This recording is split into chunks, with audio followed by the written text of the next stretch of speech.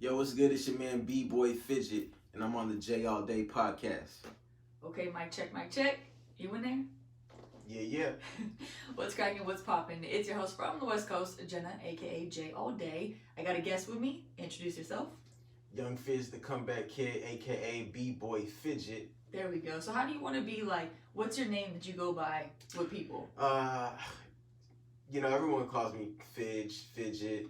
B-Boy Fidget is like, it's almost like if you're a B-boy, if you put that in the beginning of your name, it's like Mister. Okay. Right? So it's formal Yeah. for people to say B-Boy Fidget, but if you know me, it's a lot easier just to say Fidget. Okay. Yeah. So you would be Fidget more so than B-Boy. Yes. I was gonna say, how the hell does that work when there's like tons of B-Boys and Yeah. one second's like B-Boy, Yeah. everyone turns around. We're gonna start it off first with a new snack alert. I don't know how you feel about Starbursts, but Starbursts are kind of my thing. Mm-hmm. And they are coming out with Starburst Swirlers. They're like chewy sticks, almost like licorice. Sounds good, right? They come in 2 flavors in one. They're out right now in Walmart. The 2 flavors are cherry and lemon, spiraled, and then strawberry and orange. My only thing is, why can't you just give me a strawberry and cherry spiral? Who the fuck wants the orange and the lemon? Like, can we just get straight to the point? I know there's some people out there that are like, yo, I like the lemon. I got a homie named Ridge. He likes all the things that people don't like. I'm like, bro, you just want to be different, right? But I don't want my strawberry with orange.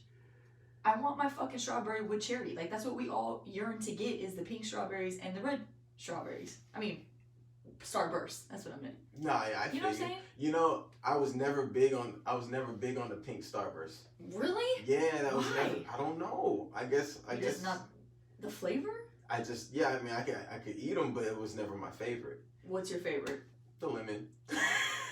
Ain't that about a bitch? Yeah, me and your friend, we get along. Yeah, apparently. So that's what you would choose, is just lemon candy over all the other candies? I like I'm big on Sour Patch Kids. I like sweet and sour stuff. So like if we're talking about Starburst, it had to be the lemon. That's crazy. Mambas too, lemon? Yes. Damn. That's orange too. I like the orange Mambas. That's cool though, because then that's the ones I give away. Like when people are like, can I have one? I'm like, sure, have an orange one. I love one. So those are the new snack alerts. You can get them, like I said, at Walmart right now. If you do try them, tag me in them. Let me know how they are. I don't live close to a Walmart, so I won't be getting over there too soon. But if I do, I'll let you know. All right, so let's get to you. Kind of introduce yourself. What do you do? Who you are? Where you from? Okay, so once again, my name is B-Boy Fidget for short, and I'm originally from Seattle. I went to Garfield High School. Okay. That's rare. Yeah. I went to Garfield.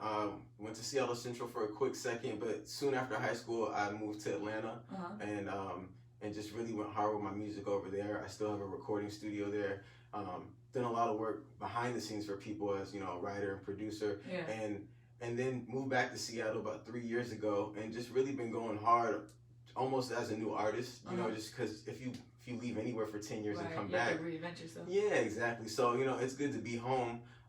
But yeah, that's pretty much what it is. I'm just out here promoting myself. I have a new project out called No Compromise, which is out now, and consistently dropping new music and just trying to reattach myself to the scene I grew up in. Yeah. So you're B-boy, obviously. Yes. That's, okay. Yeah. And that means you're a dancer. So I guess I left that part out. Huh? I did a little study, and I want to know first, what came first? The dancing, the b-boying, then the artist, the b-boy, the dance. Like what was the way you just maneuvered through life and artistry? So I've always been an artistic person, but growing up, I was always trying to be Michael Jackson, and I guess dancing came first as far as I knew it was a way to express myself, right? So and to put myself on a platform, and so I guess that's what it amounted to. So I started doing that. My brothers, by the time I got into breakdancing, it wasn't even like really cool, right? Yeah, right. So like my brothers were doing it in the 80s when it was cool. Yeah. So when I got into it, they taught me their hand-me-down moves. Yeah. You know what I'm saying? And I just kind of went off on my mission, and Seattle actually really eclectic, real artistic area. Once I started doing it, I found more people that started doing it. Yeah. Shout out to the Massive Monkeys. Shout out to Massive Monkeys. They schooled me heavy.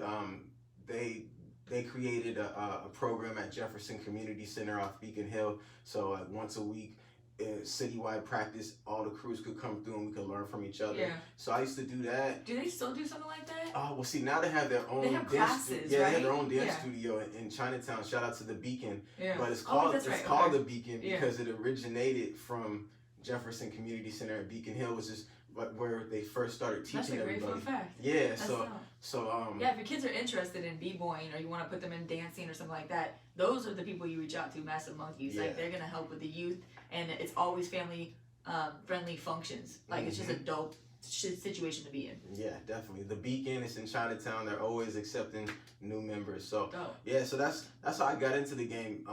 You know, big influence with Massive Monkeys, and then I started my own crew called Fraggle Rock Crew. Okay. And you know, Fraggle Rock, it was an old TV show. Jim Henson, the Muppets, he owned it, and all these little guys did where they were underground and they worked and they danced and they played, and that's kind of like my crew. Yeah. So we adapted that name, and later for copyright reasons we changed it to F Rock to make it more friendly. So if you ever hear me, that's a clothing line now, right? It is. So it was a way of us dodging the copyright infringement and also branding ourselves more as a company that people want to get behind. Because as a dancer, we're big in the dance community. You don't really want to rep someone else's crew. If you have your own crew, that's what you're going to wear. I mean, this is not a very good example, but it's like a gang. You know what I'm saying? Like you represent what crew you're about, and you rock with them, literally. Right. And then, you know, you can't be like, oh, you know, you're part of Rat Pack crew, but then you're wearing F-Rock shit. That's like, nah, bro, you don't do that shit. So we rebranded ourselves, so we made it comfortable for all dancers to get down with it, as opposed to just making it Fraggle Rock Crew thing. F-Rock is for everybody. That's dope. That's dope. Let's go back real quick to just your name of b-boying, right? I feel like my head's all weird today. It is National Blunt Day today, so I can't say that I did or did not participate, but I may have. I may have brought some. Oh, look at that. So let's go back to making your own name. I was kind of under the impression, because I got a lot of homies that are also b-boys. I think you know Proflo. Yeah. I think I don't know if you know my homie Rowan, but Rock Easy. Rat Pack Crew, all that shit. That is a real group back in San Francisco. Now I was under the impression that these names came from hand-me-downs. So above you was, you know, older people that was in the Rat Pack Crew. So how did you make up your own name? Do people do that? Yeah, well, so here's the thing. When it comes to your name as an individual person, it, historically speaking, it and traditionally, it is good to get it from somebody else. Right? Somebody anoints you to be whatever you're going to be, right? But for me, since I've always been doing this, it was my family. I was banging on pots and pans trying to get people's attention in the house, and they would be like, "Stop fidgeting, you fidget too much." Okay. You know, so that's why I got the name Fidget. That's dope. But for the crew, I think first off, whoever starts the crew should be able to name it. Right. But it can be a collective effort when it comes to what the crew name is. But when it does come to your own personal name, your AKA, I think it always holds more clout when it comes from somebody, you know, bigger than you. Yeah, you know? Naming you. He's actually got a jacket on right now that says F-Rock, so nice jacket. Hey. If you want to see his products, here it is. Oh, another one. Oh, wow. Look at that. How did that happen? Coinky dink. You also, did you background dance? Yeah. I mean, you can catch me in a couple of videos. Like which ones? I gotta know. So fun fact. So this is probably the most, I guess, current thing for background dancing. 2 Chainz Watch Out video. Okay. His head is on my body. Oh, for real? Yeah. So when you see the b-boy, there's only one b-boy in there. It's me.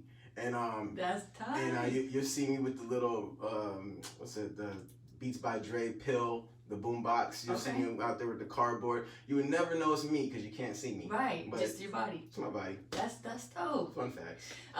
Did you get to meet 2 Chainz? I met him before, but not there. He wasn't even there.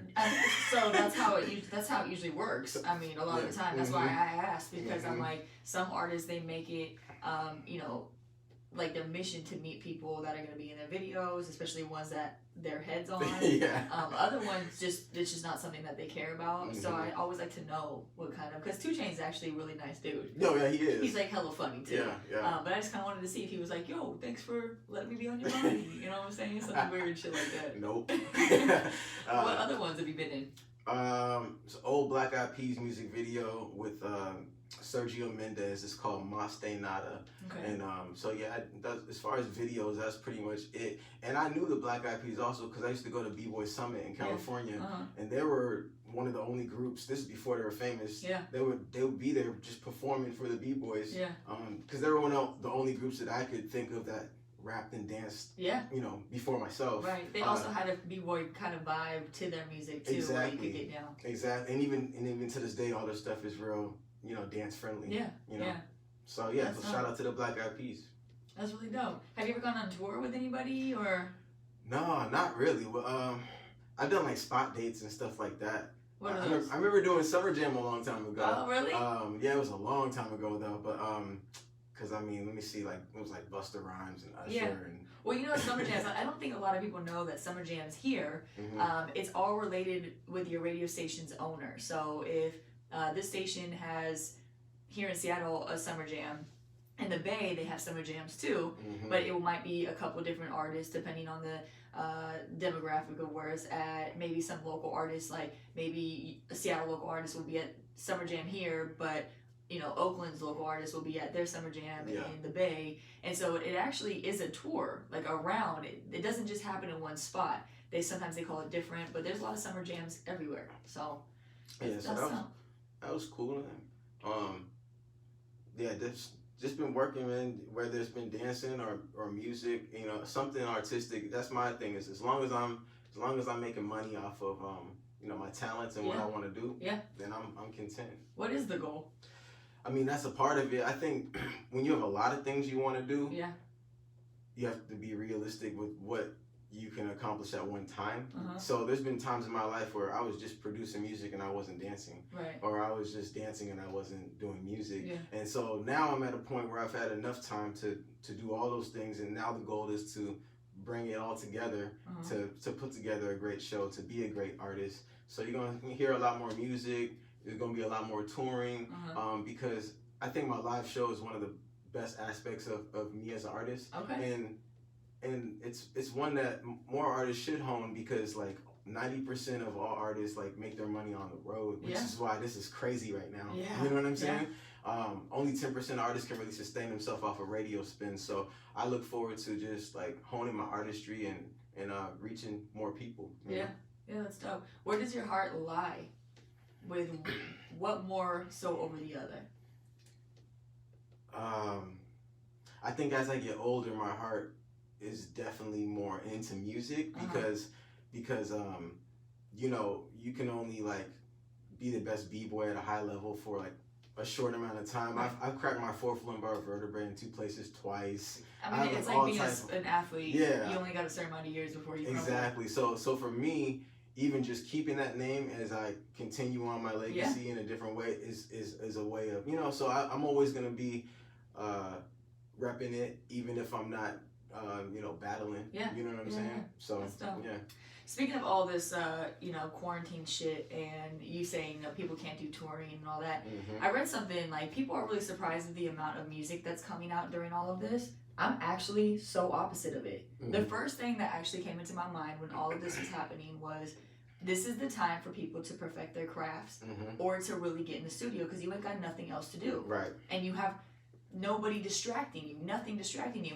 And I feel like this is a good time for artists, like the stress levels has to be down a little bit for them. Yeah. For them to finally be able to sit at home, do something that they usually don't have time to do, you know, and have to be there. Instead of people calling out and be like, why aren't you doing anything? Why aren't you going on tours? Why aren't you making music? You can't go anywhere. Yeah. So no one's asking those questions. I feel like people are looking at it so negatively when I'm looking at it from a whole different point of view. I'm like, yo, they're probably loving their fucking lives being like alone for a second. You know what I'm saying? Not maybe everybody, but this is a time where it's like, if I was an artist and I had a studio in my crib, why not? Why not? Right? Why not? Yeah, I definitely agree. I think well, just historically speaking, like okay, let's say the Great Depression or whatever, right? Mm-hmm. Like so much art came out, like Harlem Renaissance, like So whenever people are like ain't got no money, cooped up, Yeah. it's like whole new art forms are created. Hell like yeah. It's not just songs. Like people start really thinking outside the box. New businesses are created. Yeah. It's like, how are we going to make money now? Yep. You know what I'm saying? So it forces people to figure out something, and the ones that don't figure out anything, they're just a weak link. And that's just really what life is all about. That's really what it's about. So I feel like a lot of situations, it kind of gets under my skin when I hear people talking about, I'm so bored, I want to get out the house, I can't stand this anymore. Like, bro, you should be happy you have a fucking house to sit in. Right. You should be happy that we have internet, that we have Instagram, that we have all these games we can download, that we have things that you can learn. I'm learning, like, I'm reading different shit right now because just taking up time, a couple hours in my day, trying to be productive. My boyfriend, he's getting his personal trainer certificate. Like, there's shit that you can do and make money, like, after all this. Like, yes, it's scary. I think the scariest part is just, we're in a situation where if we were to get hurt right now, we're fucked. Yeah. We have no hospital beds to be in because of this whole situation. I just think that, people they don't know how to see a blessing in something that's so dark sometimes. And like this to me is one of those things. Like animals are coming out. Like people are forced to spend time with each other. You know what I'm saying? The skies are clear. Like we've had not the most beautiful weather in the past week here in Seattle. Right? It's definitely like unifying people. It's crazy. Yeah, even though there's social distancing, like through social media, we're still like super unified. Because the thing is like we're all going through the same thing at once. That's what I'm saying. And everybody's affected. And whenever something like that happens, it has the ability to be like a great game changer. Like you could look at it, the glass could be half empty or half full, Facts. right? Yeah. So, I just think that, people, like you're saying, this is unifying people in a sense because we are all we got. Like, we create madness and we destroy it together. And once people figure that shit out, then it's like, wow, this makes much more sense. Yeah. You know what I'm saying? But, like, it was only a matter of time till something happens. Like, that's just the way the world works. So, what have you been doing for the whole, speaking of boredom and all that, have you been staying busy? Are you working? Yeah, so I'm just an entrepreneur that works mostly from my house. I do like eBay, Amazon. I have F Rock Clothing, like the print shop. Me and my business partner, we do it out of our basement. So a lot of my operations day to day are at the house anyways. Nice. So I've been able to stay busy. Yeah, but the thing is that if you make money, is that Trina? Stop! She's sniffing at the door again. She sounds like a snake. He's like, his face. He like looked behind him like, should I look behind me right now? What the fuck is that? It's just a fucking creepy ass nosy ass dog. No, your dog is cool though. Thanks. Trina. if you make money online, the thing that you're probably realizing though is that like you need to start selling masks and like other products because people are buying what they need. Yeah. So everyone's affected. Yeah, it's the end of the world. I just think it's crazy, like with businesses, it's been a couple weeks maybe at this point, and like places already are shutting down because they can't pay their rent. Yeah. Like that to me is like gotta be the worst fucking feeling ever. So, I've said it before, but support your local business. It's just hard with, they're telling you so many different things. Stay in the house. Don't get next to people, but then you want people to cook your food. Yeah. Doesn't make any sense to me. You know what I'm saying? So I just, I hope that we just get through this and things don't get crazier. Because my homie in Vegas was telling me that a lot of people are going to buy guns. And that freaks me out because those are the people that don't need to buy guns, but the ones buying guns because they think it's the end of the world. But I feel like that's next. Like if we don't start getting our economy back up and shit, it's only a matter of time until people start doing some weird shit. Yeah, that's why I don't know if it's like solidified yet, but there's rumors in the streets that everyone's gonna get cut a check for this situation. No, it is. It actually is. Well, if people that make under $75,000. Yeah. So they're gonna get a $1,200 check. Okay. Already direct deposited inside your shit. And then it's like $500 per person. Per kid. Yeah, that's in your household. So okay, I knew something. But so that's actually, I think it's like almost signed. All right. But anybody that makes 75,000 or more is not a part of that.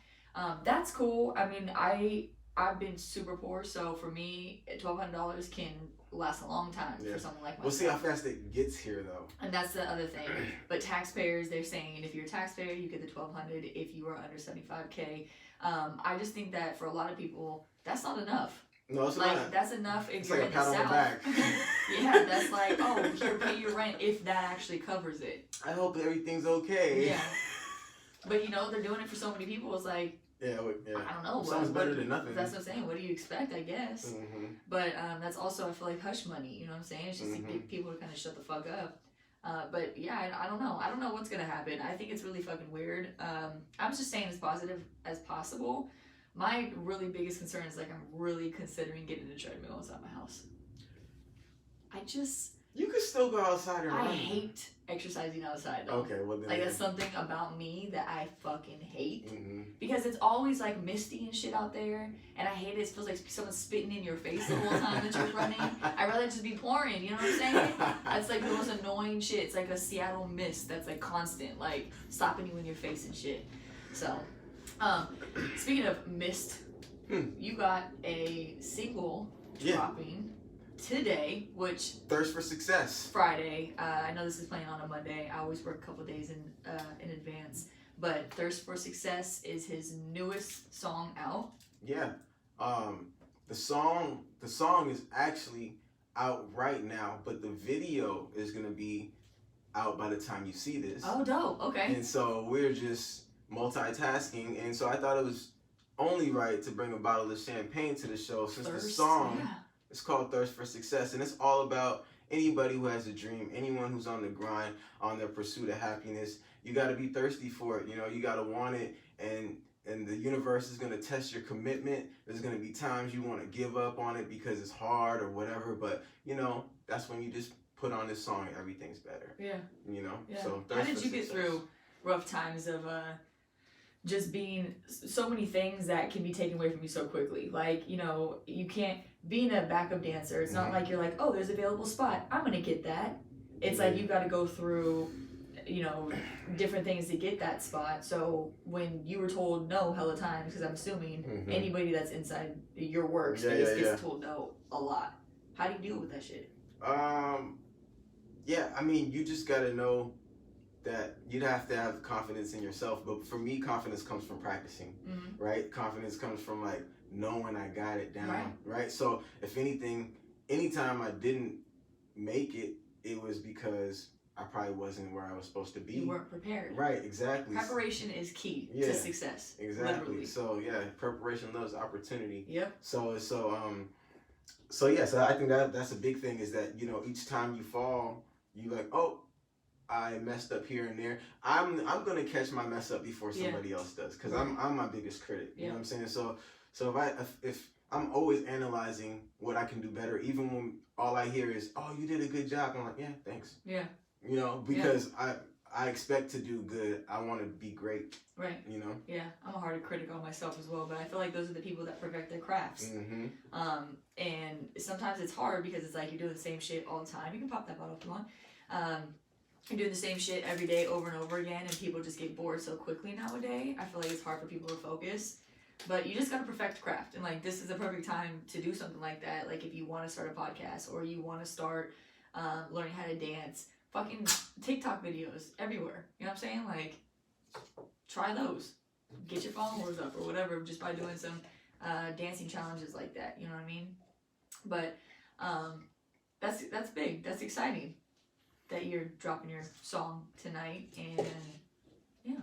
And one thing I do want to say is, I think everything you go through makes you who you are. Hell yeah. When I was talking about I injured my back, you know, that's what made me start really rapping, because I couldn't dance for a whole year. Oh, so then I was at the house, just like work quarantine. Yeah. I was at the house. I was on crutches. I had to do physical therapy. Right. And I was already doing I was already doing music, but I wasn't putting enough energy into it to make anything happen. You know, it was just like a hobby, and that's when it turned into something else. So let this time be some, you know, time that we could use to turn into something else. You know, facts. I might look back on it and be like, dang, I would have never started doing this if I didn't have that downtime during the quarantine. Facts. You know, like so many people are, you know, like I said, complaining that they're bored. but there's so many opportunity. There's so much opportunity. Like, you could take a 4-week course right now and be already 2 weeks done. Like, simple as that. I mean, you could learn a new language. You could, there's so many things. Read books. Like, but people rather just complain about it and do nothing, which I just don't get. We always complain about how we don't have enough time, and now that we have time, people don't want to do it. So, you know, thank you. Hey. Cheers. Cheers. Corona.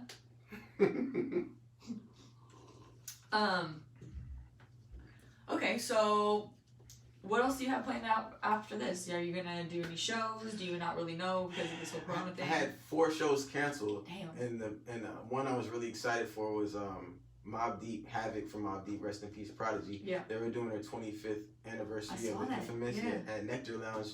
And I was gonna be opening up for that. I was real excited, and of course he stopped his whole tour. But what Nectar Lounge is doing is they're starting a virtual line of concerts. Dope. And so I'm working it out with them right now to do that, as well as looking into other venues and places where we can just, you know, whether it's people paying a small admission or donation, or us just doing it for free to give back to people, because people need us right now. You know, artists, whatever it is that you do. It's time for everyone to just step up and do whatever it is you do best for the world. You know what I'm saying? And possibly for free.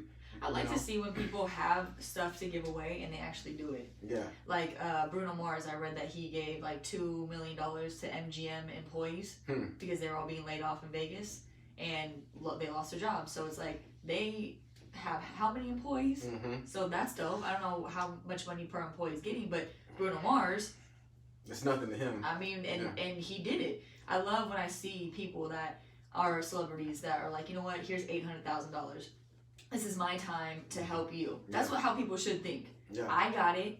Let me share. Yeah. You know what I'm saying? And it just makes me like them a whole bunch more. Yeah. And I think Bruno Mars is just a stand-up dude anyway, so that was dope for me to see. Yeah, I had no idea about that. I did hear about a petition that got signed and sent to office, and it's for like Anderson .Paak signed it. A whole bunch of different artists in the industry signed it, and they're asking for a bailout for the entertainment industry, because not only for the artists, but you know, there's like lighting, you know, video people, there's so much production. Sound, right? Like there's people that just make their living. The bus drivers, everyone's it's a production, and it's a domino effect, right? Too. And so many people are depending on that artist to go on tour. Yep. And so it's not so much the artist that is like, hey, I need the money, but it's like, how am I gonna feed my team of, you know, because without the music everything stops. And so yeah, that's something to think about too, is that there's gonna be a lot more bailing out that needs to happen, and it might not all come from the government, so we got to step up. Right. And I hope that people see the bigger picture, like the bigger picture as in, hey, I might be Beyonce, but without me being able to do Beyonce shit, my manager has no job, which her kids or his kids, or if they have any, or their family members, they don't have money, and then it trickles down. You know, everyone's gonna eventually lose their job unless it's like grocery store. Do you notice how like all the grocery stores are hiring right now, and nurses? Yeah. This is the time. Like, if you're in nursing school, go get a fucking job. Like, this is the time to go. Stock, everything is down. Like, this is the time to really figure out like how to fucking make money. Like, they're doing Instacart, right? You know the Instacart grocery shoppers. Oh no. So Instacart is like an app where you can grocery list shop from your phone. Someone else grocery shops for you and drops it off on your doorstep. Now I'm like, yo, that sounds kind of like a good idea. Like, fucking me and my boyfriend can go to the grocery store and do it together. Like, I got a mask, you know what I'm saying? I'm really careful about what I touch, who I'm around. Make some extra money. Yeah. Why not?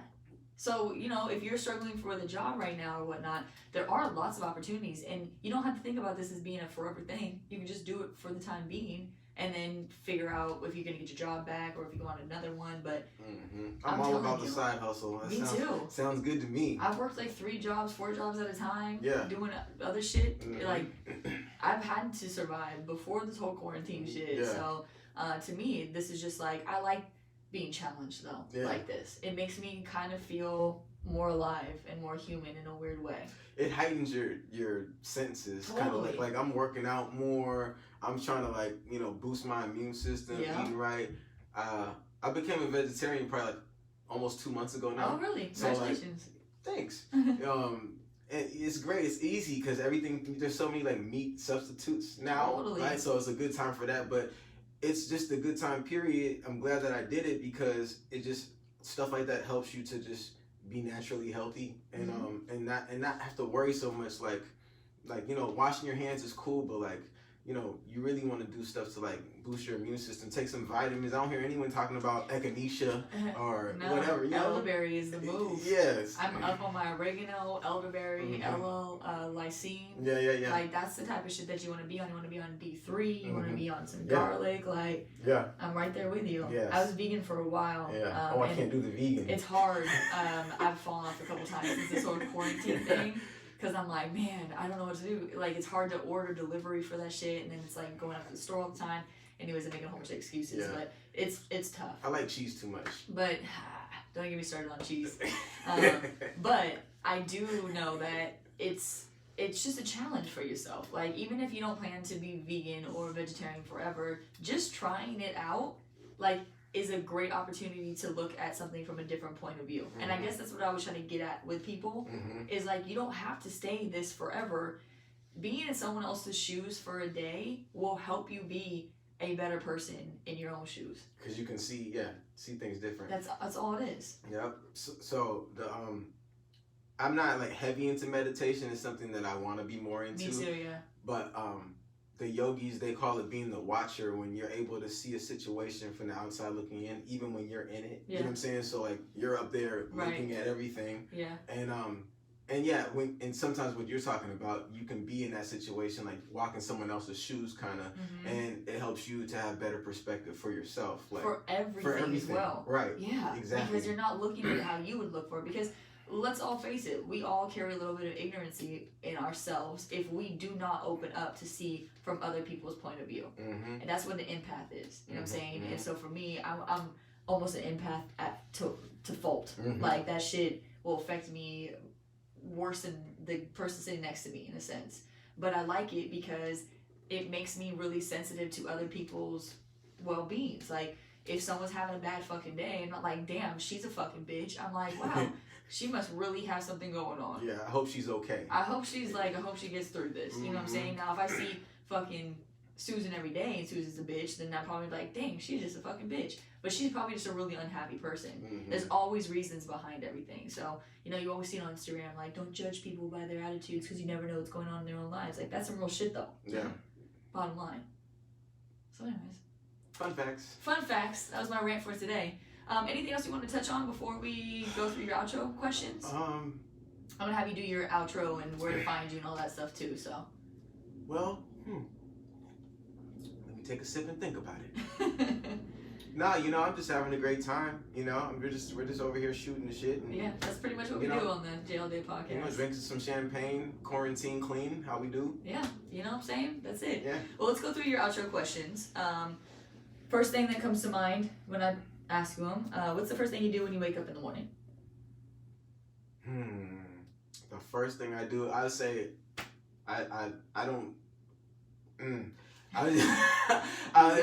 That's a tough one. I either look at my because there's a couple things. Okay. I was trying to be true to myself. Okay. Sometimes I look at my Instagram first. Okay, that's okay. That's okay. It's not what I wanted to say, but it's the truth. That's what all I need is all I'm asking you. This is a safe space right here, Fidget. That was tough. Okay, guys, I look at my Instagram first. All right? There you go. Then I say I'm grateful. See, good. It should be the other way around. That's okay. You can do as long as you have that grateful in there at some point. You good. What's your favorite cereal? Man, Cinnamon Toast Crunch. That's like number one answer, honestly. What is one thing that someone would be hella surprised to know about you? Wow. I know it's a tough one. Yeah, I'm not that interesting. I don't know. No, yes you are. Everybody has something that's hella fucking random. I was in the chess club back in the day. Nobody knows that. Okay. Well, now everybody knows that. I was a young Bobby Fischer. Were you good though? No. So people are really good at chess though. That's dope. You know what I'm saying? They gave everyone an award. I thought I was special. I wasn't that good. He was like 5 years old, huh? Yeah. You can't do anything crazy like I don't know, touch your tongue to your elbow, or I could beatbox. Ooh. I wouldn't be surprised to know that though. Oh man. All right, next question. What's your proudest moment? My proudest moment. I would say my proudest moment was leaving Seattle. Okay. And I love Spread your Seattle, wings. but you know, you gotta sometimes leave and come back and You leave do. so you appreciate things. Totally. So for me, being there my whole life, you know, just packing up everything I knew, and just saying, hey, I'm gonna make some new connections. I'm gonna make it happen in Atlanta. That was a proud moment. And then, you know, took a long time coming. Hey. What's your favorite thing to cook? Pasta. Anything with pasta in it. But if there was one dish that you had to make for somebody that was really important, you only had one chance. Man, you know it's crazy. Okay, it'd have to be my salmon, but I can't eat it no more, but I can make it still. That's okay. Yeah. My salmon is amazing. Yeah. Salmon. Do you have any sides or anything? I just do a little salad, maybe a little balsamic vinegar. Okay. I see you. What's your most hated house chore? Anything that involves cleaning in the bathroom, I'm just not about it. Okay. Yeah. That's fair. I just actually got a new most hated house chore because originally mine was putting away laundry because like I hate that shit. I'll fold it all day, but like to put it away, it's like, oh, fuck, it takes me forever, so it just sits there. I did a spring cleaning in my house the other day, and I had to clean fucking blinds. I don't think I've ever cleaned blinds before. It took me so long. I realized I hate blinds, and this is why I never ever clean the blinds. A little like duster action? No, because you have to get, especially if it's like you haven't cleaned them for a minute, there's so much dust, like you gotta hit it with a Windex, you gotta hit it with like a Clorox wipe, and then you gotta like wipe them off and then the strings, don't even get me started. I was like, this is some bullshit. I hate this. Wow. I know. Spring cleaning sucks. And then sour candy or chocolate? Sour. And what's your go-to sour candy? Sour Patch Kids. Okay. I accept. Well, thank you for stopping by. Tell everybody where to find you, how to look at your video when it comes out, download your song, all that stuff. Okay, well, yeah. B-Boy Fidget, BBOYFIDGET. So no funny spelling. It's right on the bottom, too. No funny spelling. And yeah, that's for everything, Instagram, whatever. And the new song, the new video, Thirst for Success, available now. Just YouTube Thirst for Success. Make sure you got your champagne ready. Pop bottles. You know what I'm saying? Get your popcorn ready. It's gonna be a great one. It's featuring Emmanuel Brown, myself, and the Bad Man. And yeah, I appreciate you for the support. Of course, anytime, man. You're welcome anytime on the JOLDay podcast. You can always find me on Instagram as well at JOLDay87. And I'll talk to you next time. Peace.